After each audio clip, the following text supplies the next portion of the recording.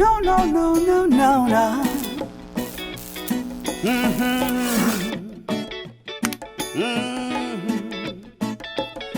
มันก็อย่างนี้แหละเมื่อมีรักมันก็ต้องมีรำลาอกหักมันช้ำต้องรำต้องร้องและน้องไปด้วยน้ำตาที่สุดเวลามันก็จะคอยเยียวยา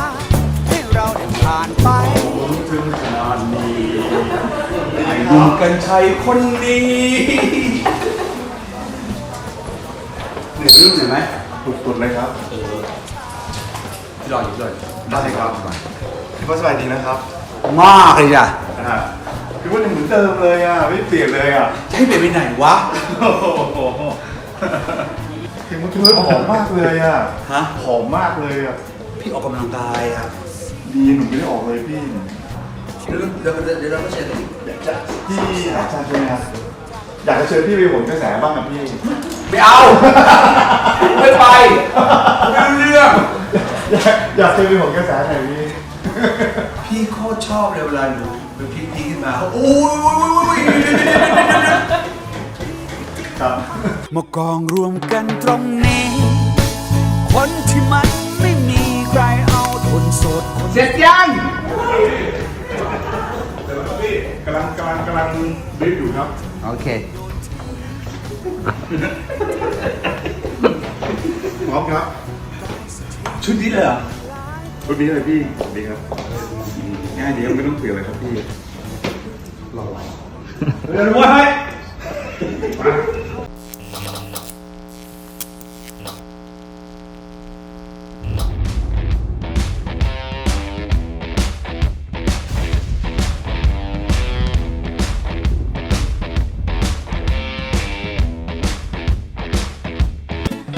ก็อย่างนี้แหละเมื่อมีรักมันก็ต้องมีรำลาอกหักออกมาจากลิฟต์นะครับวันนี้วันกันชัยถือว่าพิเศษมากๆนะครับเพราะว่า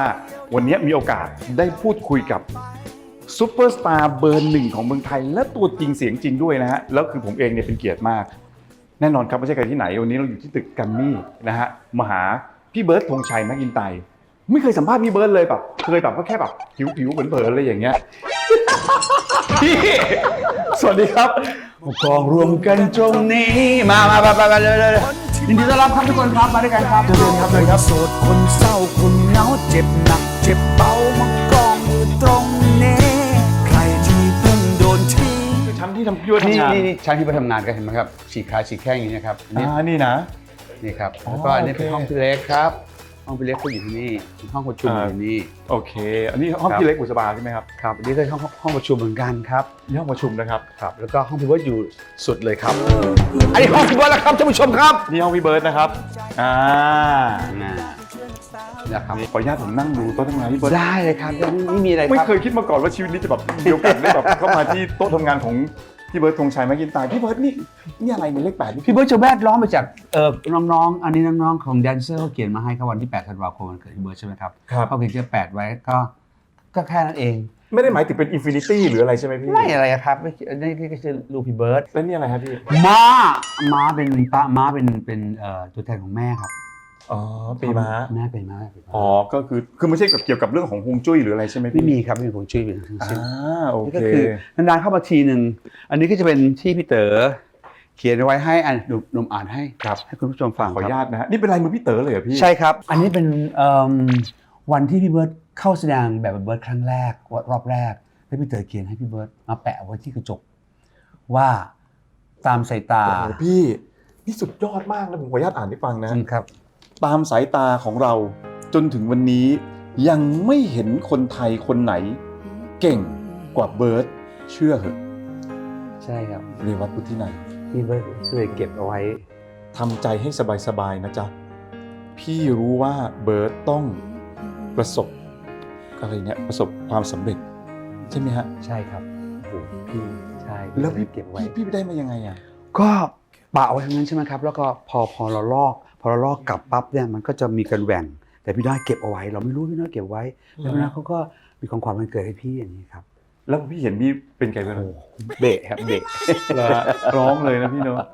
โอ้โหสุดยอดมากเลยอ่ะพี่เบิร์ดครับเห็นบอกพี่เบิร์ดมีบัตรพนักงานนี่ฮะขออนุญาตหยิบนะพี่ตอนเด็กๆครับผมตอนเด็กๆครับคือตอนนี้ไม่มีแล้วใช่ไหมพี่ ตอนนี้ใช้ไม่ได้แล้วครับใช้ไม่ได้แล้ว อ๋อพี่ก็จะเก็บเอาไว้ ใช่ครับ ปีแล้วพี่เนี่ยตั้งแต่ long time long time ผมข ago อดูเลขหน่อยนะ0133เอาไปหาซื้อกันเองแล้วกันนะ ขึ้นตรงนี้ ผมเองเนี่ยโตมากับเพลงของพี่เบิร์ต อือฮึ ฮะพี่เบิร์ตนี่ผมขออนุญาตนะมีชาร์จมาเลย โอ้โห คือผมชอบเพลงเหนื่อยไหม เนี่ยไหมอันนี้ครับ อยู่นี่นะฮะ เหนื่อยไหมสิ่งที่เธอทำอยู่ สิ่งที่ฉันได้คอยเฝ้าดู ยิ่งรู้ยิ่งห่วงใย ครับผม แล้วตัวพี่เบิร์ตเองชอบอันไหน ก็อันนี้ครับ ทำไมพี่ เพราะว่าพี่ว่ามันมีหลายเพลงด้วยกันที่หวือมันหวือทันเนี่ยมาถึงแบบวืดมาจากแบบ fast forward มากๆเลยมาถึง ตอนนี้ยังฟังยังโอเคได้เลยครับ ใช่พี่คือคนก็ยังแบบฟังเพลงพี่เบิร์ตอยู่อย่างอะไรนะ เหนื่อยไหมใช่ไหมฮะแล้วก็มีอะไรนะ อย่ามาทำเป็นมีน้ำตา อื้อหือ ไอ้เพลงนั้นคือต้องมีพูดก่อนด้วยใช่ไหม อย่าต่อรอง อย่าต่อรองหัวใจเพลงนี้พี่หนูก็ชอบ อย่ามาทำเป็นมีน้ำตาเพื่อมาต่อรองหัวใจ อย่าเปลี่ยนเวลาร่ำครวญไม่มีวันเป็นไปได้ พี่จำได้บ้างไหม จำได้ จำคำพูดได้ไหม จำคำพูดไม่ค่อยได้ครับ มันจะให้บทร้องแน่นอนเลยครับท่านผู้ชมครับ 36 ปี ใช่ครับแต่ว่ามันไม่ได้มีเท่านี้อันนี้ก็คืออัลบั้มแต่ว่าอัลบั้มพิเศษรวมแล้ว พี่ไม่สามารถนับได้หรือว่าจะรู้ได้เลยว่ามันมีกี่อัลบั้มมันมีกี่เพลง ครับ นับกันเองแล้วกัน แต่จริงๆแล้วเพลงนี่พี่ร้องถึงเป็นประมาณสักเป็นพันเลยพี่ พี่ว่าน่าจะถึงนะครับน่าจะถึงเพราะรวมๆแล้วนะครับรวมๆแล้วก็รวมพวกพิเศษพวกหนังละครเลยด้วย ครับ มีห้องนู้นอีกเหรอฮะ พี่มีห้องที่จะพาไปดูเนี่ยมันเป็นห้องที่น่ารักมากๆคือเป็นห้องที่เราซ้อมเต้นก่อนที่เราจะลงไปซ้อมเต้นกับพวกแดนเซอร์ทั้งหลาย ครับ เราซ้อมท่าก่อนนะครับซ้อมท่าก่อน นี่ห้อง มาก อะไรพี่ อันนี้แหละคือห้องที่พี่เบิร์ตเต้นครับ ห้องนี้ไม่มีใครเคยเข้ามาเลยใช่ไหม ไม่มีแค่นี้ครับนี่ครับเป็นห้องในสุด เราซ้อมเราดูก่อนเราดูลายของเราให้ได้ก่อนแล้วเราค่อยลงไปข้างล่างชั้น29วันนี้ก็จะประกอบไปด้วยพวกเครื่องพาซ้อมเต้นทั้งหลายครับผมมีหมดเลยลุงเปิดได้เลยลุงเปิดได้เลย ครับนี่เสื้อผ้าของพี่เบิร์ตเนี่ยนะฮะโอ้โห สวยมากจะเป็นสีด เก็บไว้ในนี้นะครับ โอ้โหนี่แบบไม่เคยคิดว่าจะได้เข้ามาในนี้เลยพี่เบิร์ตขออนุญาตเปิดตู้เย็นหน่อยได้ไหมพี่ ำเฮ้ยไม่มีอะไร ขออนุญาตนะพี่นะ ได้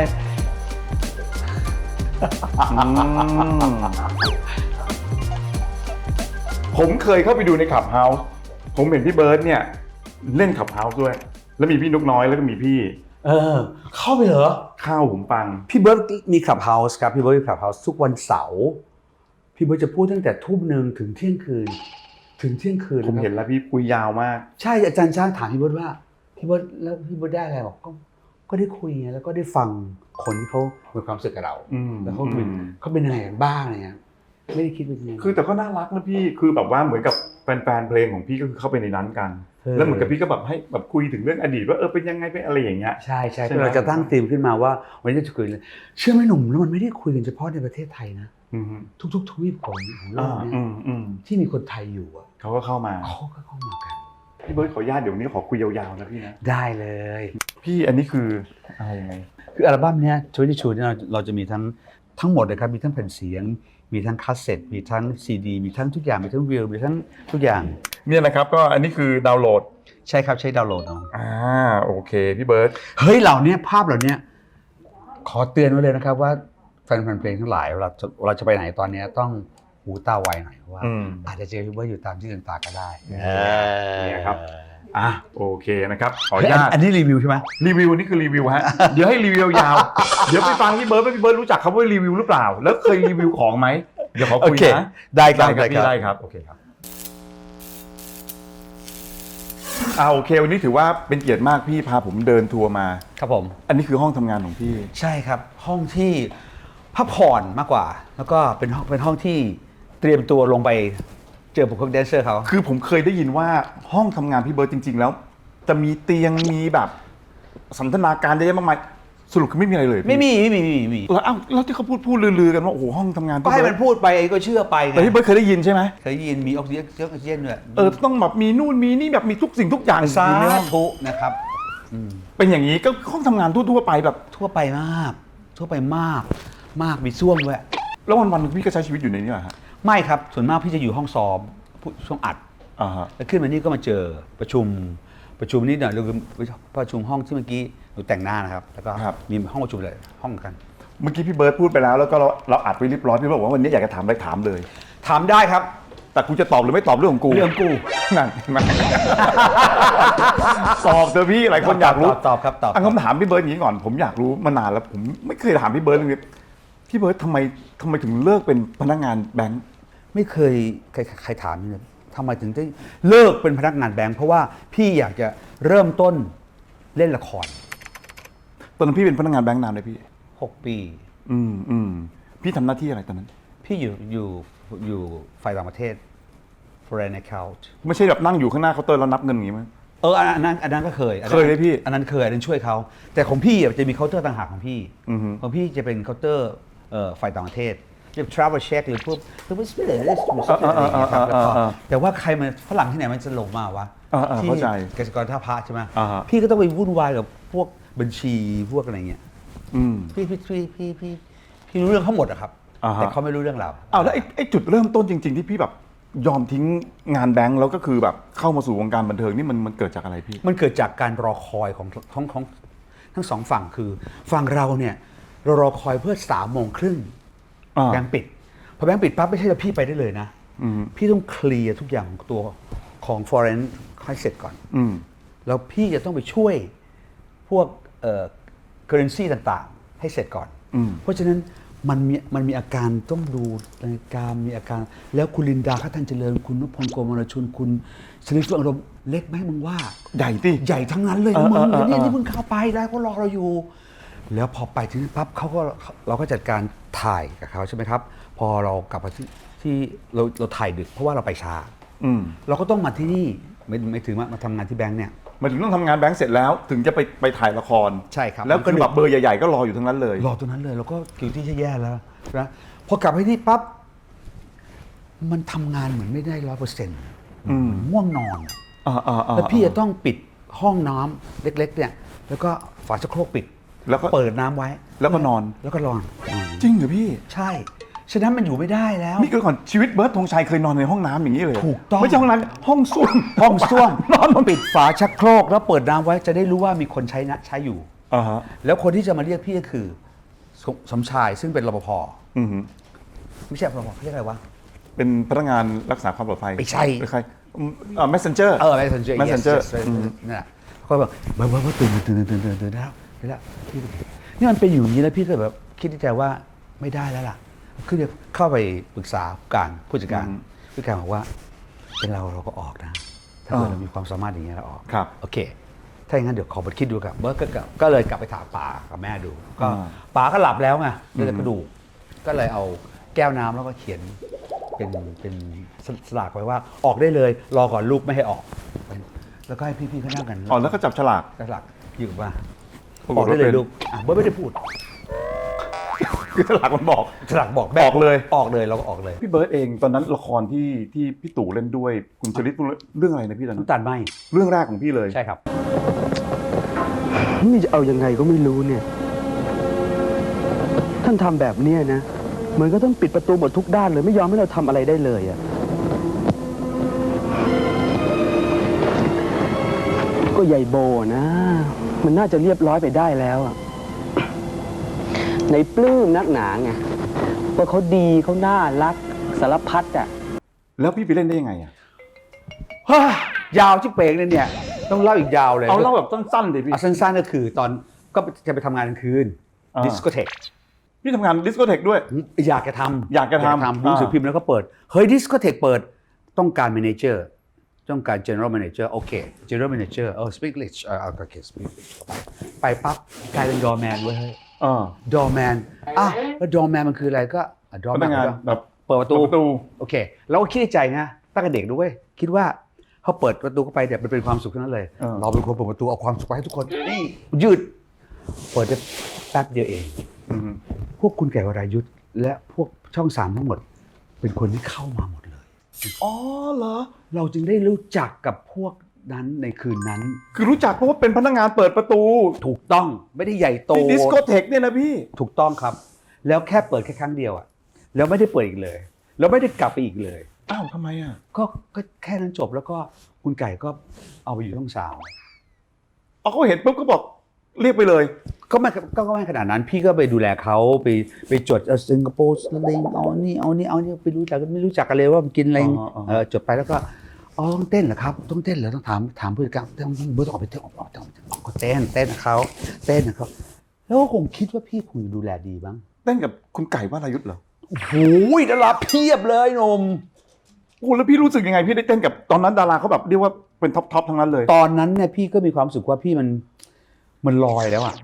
มันลอยแล้วเพราะว่ามันอยู่ในที่ที่สวยงามไงอยู่ในที่ดิสโกเทคที่สวยงามที่มีแสงตุบแล้วแบบข้างหน้าเรานี่โอ้โหดารานั้นแล้วเต้นกับเราไว้เฮ้ยพี่กลับไปบ้านพี่ยังกลับไปบอกแม่หรอกแม่บนนี้มาเต้นรำกับดารานะแม่เบิร์ตยังไม่รู้จะทำอะไรเลยบอกว่าเป็นเบิร์ตจะเป็น general manager แต่ว่าเขาให้ว่าเป็นดอมันเนี่ยบอกก็เป็นอะไรก็เป็นลูกเป็นไงเป็นกันคุณไก่เขาเลยบอกว่าอย่างนั้นเบิร์ตมาที่ช่อง3แล้วกันเรามาดูกันพี่ก็ไปดูแล้วปรากฏว่าหนุ่มไปดูปั๊บเนี่ยพี่เห็นเขาช่วงนั้นช่วงเป็นช่วงที่นักแสดงก็ไปทานข้าวกันพี่ก็ไม่ยิงอ่ะพี่ไม่กินพี่เป็นคนที่ไม่กินข้าวให้ใครเห็น ทำไมอ่ะพี่ ไม่เอาผีที่ไปเคี้ยวก็เห็นนะพี่มันคานอยากเพราะคนจะกินเนี่ยมันจะเป็นคนที่ลืมตัวที่สุดในเวลาการกินพี่จะไม่ยอมลืมตัวนี่พี่ก็นั่งอยู่ในห้องส่งคนเดียวพี่เห็นกล้องไว้กล้องแม่งตั้งแบบเต็มไปหมดเลยแล้วก็เมื่อกี้สักครู่ที่พี่จะไปเนี่ยพี่เห็นคุณลินดาเขาเล่นกับคนนี้คนนี้เป็นแม่คุณตาวมันก็จำได้โดยที่เราไม่ต้องคิดอะไรพอเข้าไปกันหมดปั๊บเขายังเปิดไฟอยู่เขาเห็นทุกคนอยู่พี่ไม่เห็นคนเว้ยพี่ก็เดินเข้าไปเล่นเองเล่นอะไรพี่เล่นละครนะถ้ามาเจอกับพี่เบิร์ตก็ไม่มีใครก็เชิญพี่เล่นนะไม่มีพี่เล่นอยู่ในฉากเนี่ย อยู่ในฉากไม่มีใครเลยกูเล่นกูคนเดียวปรากฏว่านุ่มพี่เบิร์ตนี่ก็หนักเหมือนกันนะไม่ธรรมดาพี่ไม่ธรรมดาแต่ในที่สุดเนี่ยหนุ่มรู้ไหมว่าคนชั้น2เขาอัดเทปไปหมดเลยหลังจากนั้นคือพี่ก็เลยแบบได้เข้ามาเล่นละครน้ำตาลความบ้าของตัวเองนี่แหละนี่ไงลาออกจากพนักงานแบงก์ต่างๆนานาทั้งที่แบบว่าแบงก์เนี่ยแบงก์กสิกรไทยเป็นแบงก์ที่แบบว่าทุกคนก็ใฝ่ฝันปรารถนาตัวพี่เองพี่ก็ปรารถนาสัจจุกรเหมือนกันพี่ก็อยู่พาณิชย์ใช่ไหมเขาก็มารับพี่เว้ยเฮ้ยเขามารับพี่เลยถ้าเผื่อเขาสอ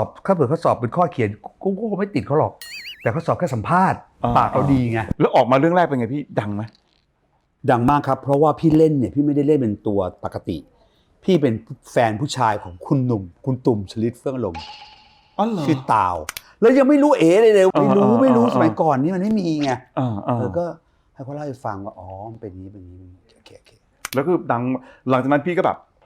ยาวตลอดเลยแต่ว่ามีเรื่องนึงที่แบบผมจำได้ตอนนั้นผมชอบมากคือเหมือนพี่เล่นเป็นบทอะไรว่าคุณฟุ้งมีไหมพี่เล่นกับพี่ตัวสรัญยูด้วยตอนนั้นอันนั้นบ้านสอยดาว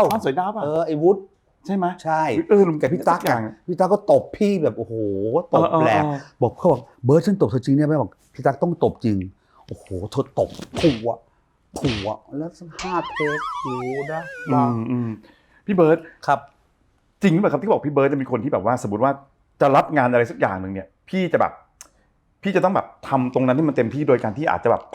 พักเรื่องที่เคยทำไว้ก่อนอย่างเช่นว่า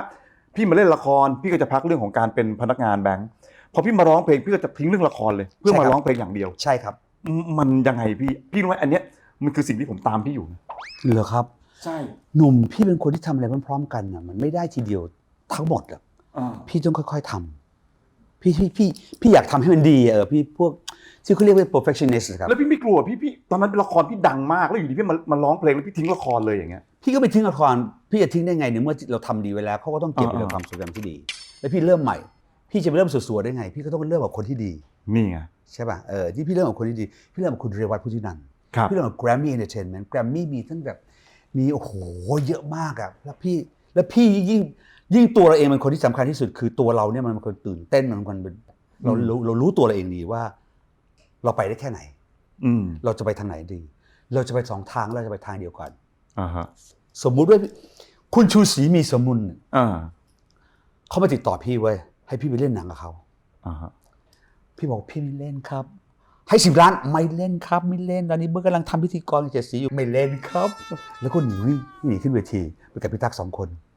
ซึ่งถ้าเกิดตอนเล่นตอนนั้นเนี่ยเราก็มาบอกกับพี่เล็กบอกกับพี่บูลบอกพี่เต๋อเขาได้ว่าจะเอาตังค์10 ล้านใช่ไหมไม่ทำ คืออยากจะทำหน้าที่ที่เรากำลังต้องเริ่มใหม่ให้มันดี ที่สุดเพราะว่าพี่คิดว่าเวลาในการเจรไนในการบี้งานของพี่มันต้องมี เราต้องถามตัวเองอะว่าอะไรแล้วเราต้องตอบให้ได้ด้วยฉะนั้นมันต้องบี้ให้ละเอียดที่สุดหนังไม่แตะ หนังนี่ไม่เอาเลยเหรอ หนังนี่ไม่แตะถ้าแตะเนี่ยแตะก่อนแล้วก็เลิกไปแล้วก็ทำทีละอย่างมันเพราะหนุ่มเคยเหมือนแบบได้ยินพี่เคยพูดถึงเรื่องนี้สักอย่างนี่แหละหรือมีคนเคยบอกมาแล้วหนุ่มกับพี่หลังจากนั้นพอหนุ่มเล่นละครพอหนุ่มเป็นพิธีกรหนุ่มก็ทิ้งละครเลยหนุ่มมาพิธีกรอย่างเดียวเหมือนกันแล้วก็มาพิธีกรเสร็จปุ๊บผมอ่านข่าวหนุ่มก็ทิ้งพิธีกรเลยเหมือนกันอย่างเงี้ย มันดีมากพี่ไม่รู้ว่ามันดีมากหรือเปล่าสำหรับพี่เนี่ยพี่ว่าการทำอะไรทีละอย่างมันดีทำให้เสร็จไปทีละเรื่องแล้วค่อยกลับไปหามันแล้วจะกลับไปอีกเวลาเราพับเก็บเอาไว้อย่างดีเราตั้งใจทำนะต้องตั้งใจทำในสิ่งที่เรากำลังทำอยู่ให้ดีนะเราเลิกแล้วทำสิ่งใหม่แล้วเลิกแล้วทำสิ่งใหม่แล้วกลับมาเมื่อไหร่ก็ได้อ่ะใช่ไหมถ้าลูกฮือทำแม่งทุกอย่างเลยเนี่ยแล้วก็ไม่รู้เรื่องทุกอย่างมันอาจจะไม่ได้ดีสักอย่างเลย ถูกต้องครับผมโอเคแล้วพี่มาร้องเพลงได้ยังไงทำไมพี่เต๋อก็ถึงมองเห็นอะไรพี่ประกวดสยามกลการฟิกซาวเดชั่นของคุณหญิงพรทิพย์รงเดชตอนนั้นเล่นละครไปเล่นละครกับคุณไก่แล้วคุณไก่เนี่ยเป็นคนส่งพี่เหรอให้ไปร้องไปประกวดเพราะว่าอะไรอ่ะเพราะว่าพี่ชอบร้องเพลงใครก็รู้ว่าพี่เป็นคนชอบร้องเพลงคุณนันทวันเมฆใหญ่ก็อยู่ในคณะของคุณไก่ไม่ได้ช่อง3เขาก็เจอพี่แล้วเขาก็ทำรายการทีวีรายการเพลงเก่าใช่ไหมครับเขาก็เห็นพี่เบิร์ดกล้วยไม้พี่ต่อของเราแต่เก่าก่อนก่อนมองเบิร์ดร้องเป็นก็แม่เบิร์ดร้องกูทุกวันเหรอพี่ก็เลยไปร้องกับคุณนันทวันทีนี้เมื่อร้องไปเรื่อยๆเขาก็เปิดสยามมิวสิกสยามกลการมิวสิกฟาวเดชั่นขึ้นมาคุณไก่เขาก็มีเพื่อนเขาที่เป็นคนร้องเพลงแต่ไม่ใช่นักร้องนะครับเป็นคนร้องเพลงกลางคืนอะไรเงี้ยก็มาฝึกกันแล้วก็เบิร์ดอยากประกวดไหมประกวดเลยเหรอประกวดเนี่ยนะอ่ะลองดูก็ไปแล้วก็ประกวดเสร็จปั๊บก็ได้ที่2มาจากนั้นก็เป็นการประกวดบทประพันธ์เพลงพี่ก็ไปประกวดและพี่เต๋อเป็น MC คู่กับพี่อ้อยและการจนาแล้วก็พี่แมวลาลนาทีนี้พอเสร็จปั๊บพี่ก็กำลังประกวดอยู่แล้วก็ตอนพักพี่ก็ไปฉี่เสียบเข้าไปพี่เต๋อก็เสียบเข้าไป2 ข้างแล้วก็เฮ้ยพี่เต๋อดีกว่าสวัสดีครับพี่เต๋อครับผมขอโทษนะครับผมว่าไม่ได้เลยครับผมถืออาวุธลับอยู่ครับ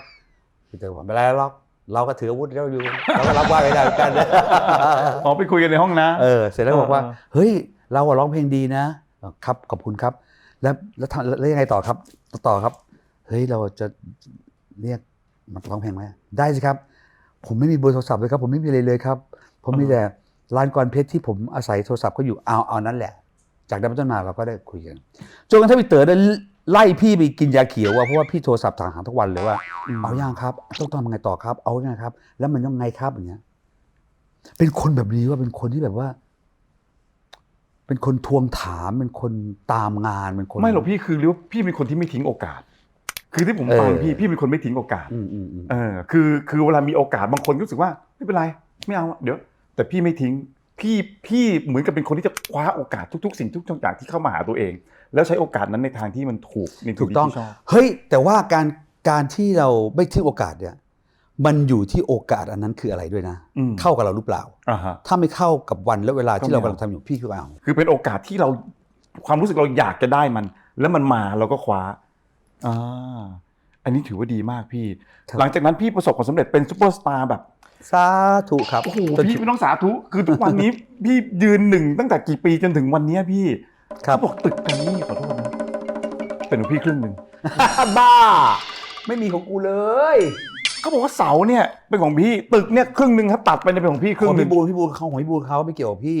เหรอจริงๆแต่ถ้ามันร่วมก่อสร้างตึกแบบกูนี่แหละ เขาบอกเม็ดเงินที่ธงชัยแม็กอินไตร์ทำเข้ามาในแกรมมี่เนี่ยสร้างตึกกับทั้งตึกเลยเขาว่านะ แต่ก็อย่าลืมว่าเม็ดเงินที่แกรมมี่จ่ายเพื่อธงชัยแม็กไตร์ปูให้ธงชัยแม็กไตร์เดินเนี่ยก็ไม่น้อยนะครับกว่าที่จะมาถึงธงชัยแม็กไตร์วันนี้เนี่ยการทำงานของแกรมมี่ที่ทำให้พี่เนี่ยไม่มีทางแม้แต่นิดเดียวที่เขาจะแบบตาดีเลยครับเขาลงเต็มที่พี่บูลเนี่ยเขาเรียกพี่ว่าพ่อไข่ทองของพี่ไข่ทองมาถึงไม่แบบไข่มันเป็นทอง ไข่ไม่ใช่ไข่นี่ ไข่เข้าใจไข่ไม่ไข่ไก่อย่างงี้ ไก่แบบไข่มาเป็นทอง ประคบประหงมอะไรอย่างงี้หน้าประคบประหงม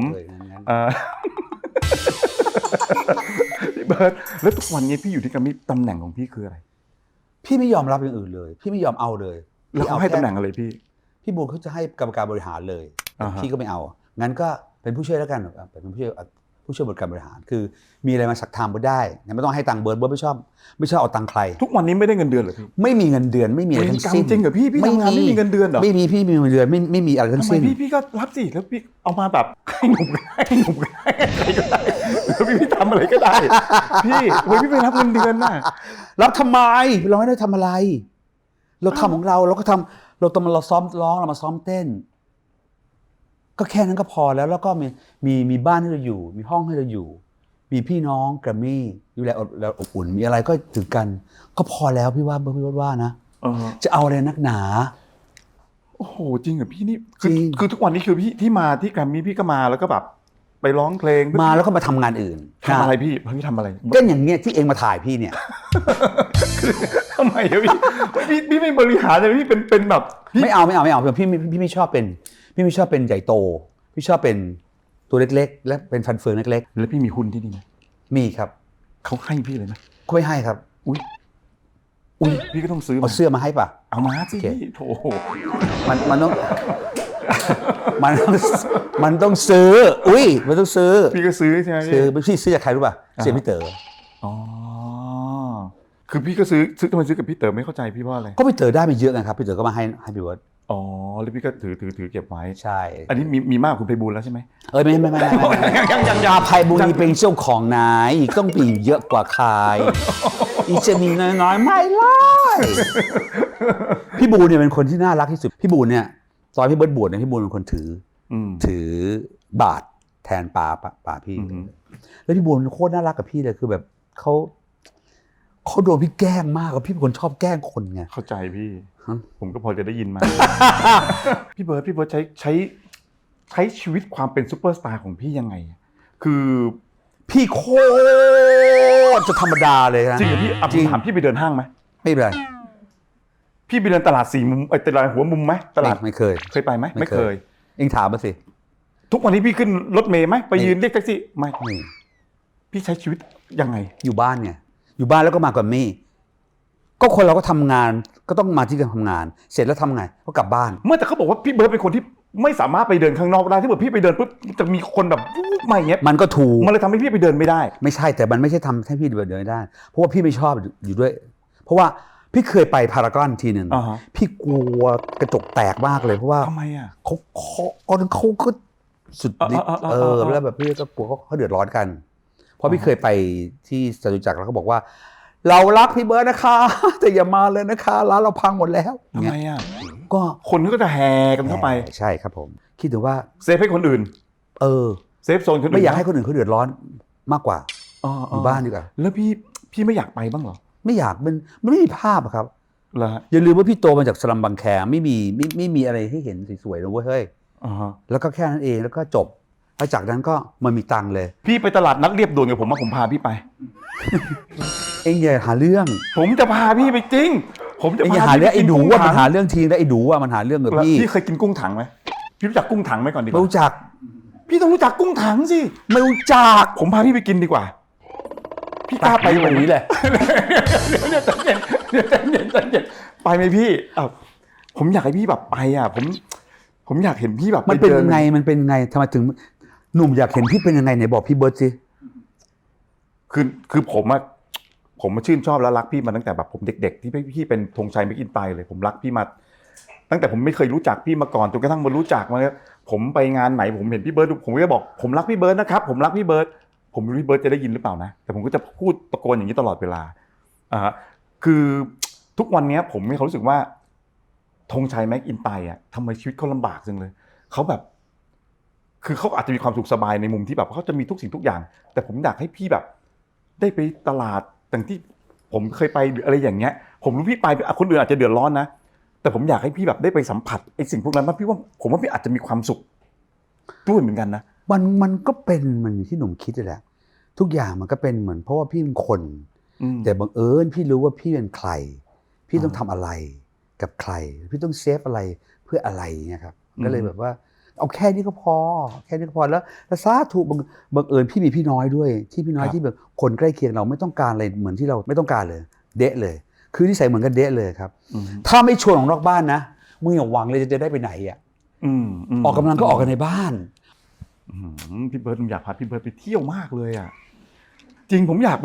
ไปเดินกับพี่ผมอยากเห็นภาพ เดี๋ยวพี่บ้าอย่าเดี๋ยวพี่บ้าเดี๋ยวพี่ใจแตกก็ทำไงอ่ะไม่เป็นไรพี่แตกไปเลยก๊อฟกับไม้ก็อยากพาพี่ไปให้พี่ปลอมตัวไปจะพาพี่ไปเที่ยวนู่นนี่อย่างเงี้ยพี่มันชอบแล้วมันก็มีความสุขกับสิ่งที่พี่เป็นอยู่แค่นี้เข้าใจพี่คือพี่แฮปปี้กับตรงนี้ของพี่แล้วมันทำจนเสร็จแล้วอ่ะมันทำจนเสร็จแล้วทำพิมพ์เขียวจนเสร็จแล้วอย่างเสื้อผ้าพี่เบิร์ดซื้อที่ไหนอ่ะจริงๆแล้วเนี่ยพี่เบิร์ดมีเยอะมากอ่ะก็เนี่ยพี่ไปซื้อที่ไหนในเมื่อห้างหรือร้านพี่ก็ไม่ไปของที่ทำงานเป็นคอสตูมพี่เบิร์ดทำสลับกับของพี่ ปะฉะดากันอันนี้กางเกงของพี่อันนี้เสื้อเขาอะไรอย่างเงี้ยครับเอามาปะฉะดากันพี่เบิร์ดเคยรีวิวสินค้าไหมไม่เคยเหรอทำไมไม่เขาทำไงกันวะพี่เบิร์ดทำให้หน่อยสิรีวิวสินค้าหน่อยทำให้ดูหน่อยเยี่ยหนุ่มนี่ใช้พี่ใช้เชื้อหรือก่อนก็มึงให้ทำอะไร